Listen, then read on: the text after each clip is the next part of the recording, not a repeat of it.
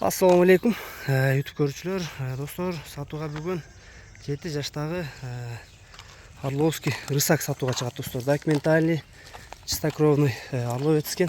Документтери менен, достор. Документтерин көрсөтөбүз. Паспорт, достор, племенной, спортивный лошадь адмирал деп турат.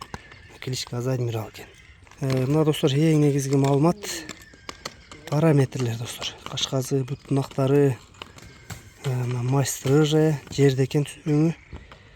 11.02.2017 жылы туулган экен.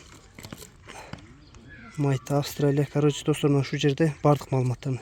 Печаттары полностью бар, подпистер бар, достор. Оригинальный документ. Мынакей аттын өзү, 03 деген таброз менен экен. Аттын ден соолук, ичпегендери, жүрүштөрү, достор, тарбиялары өтө жакшы экен. Нары бастык болгон байжыгит. Тас кактатчы. Тас кагы бар экен, достор. Бул тас кактар ушундай чаткаякты өтө кенен таштайт да, тас какчылыгы. Колго үйрөтүлгөн, достор, миниши тарбиясы өтө жакшы экен, жаман адаттар жок экен. Обороттордун баары жайында экен жылкынын. Жылкынын бою 1.60 тегерек дейт экен, достор. Кайтара бер. Ушундай таза жылкы, достор. Таза кандуу, чистокровный рысак истегендер болсо көрөсүң. Базы да жөндө болот экен, достор. $2600 коюлат экен.